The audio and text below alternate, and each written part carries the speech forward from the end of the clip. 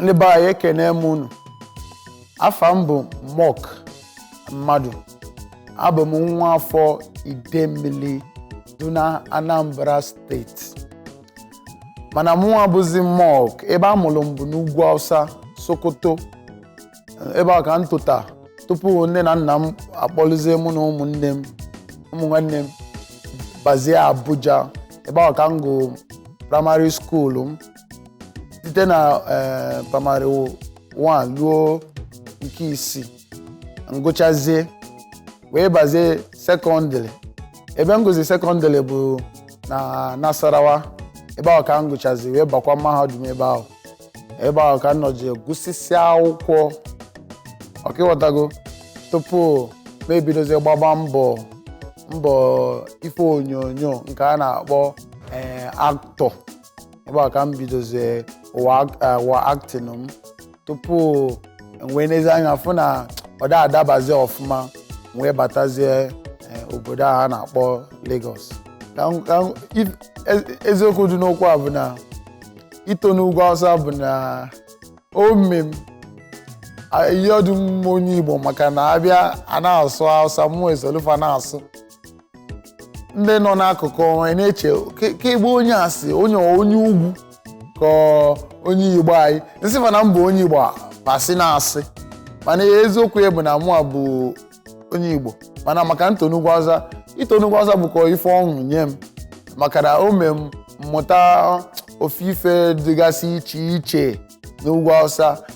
Otu ha si ebi ndụ fa, otu fa si emegasị ife, so ife aṅụrị nye m, tinyekwa na mbụ onye Igbo. Ịma otu anyị nwa bụ ndị Igbo si emezi ife na otu ndị Ugwu Awụsa si eme ife, mbịa nchịkọta ha ncha ọnụ ndụpụzi iche. Ọkịghọtago ịma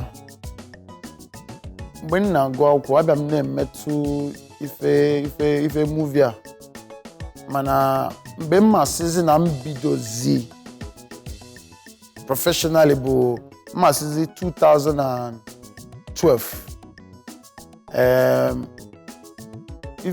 Role izizi m supporting with nwa Ghana na-akpọ Prince David Osei.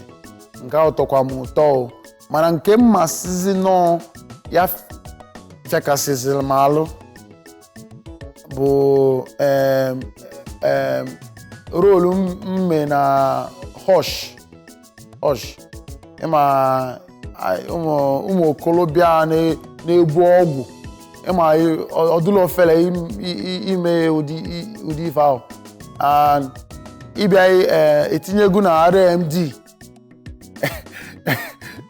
Ọbụla obere ife nọ anya nnenye sọsọ anya nnenye fiadomalụ, ọ bịazi ịbụ ego line m, mana o nyelu m aka ka m mechasi that role. O nyelu m aka ito na Nollywood. Eziokwu dị n'okwu a bụ ka ị na-eto ka ị na-enye onwe nsọpụrụ. Anọnwe ka ị esi ime asị na ide elubelu isi na ị na-enupụ isi, maka na onwe ife ihe achọ ihe ọfa ajụ na-eme enye nke a bụ eziokwu. Mana onwe ka ị esi kwuo okwu ọ dịkasị na mkpali ọbịa imeze ịgbachizie nkịtị, mana onwe ka mmiri esi go. Eji m nke a just as example maka ọdụlọ fele. Onwe ife ndị ọzọ ihe abụ ikwesị ime ekwe mee, maka na itolube ebe ikwesị ito. Maka ịma ife dị na indọstrị bụ na anyị na-eto kwa ụbọchị.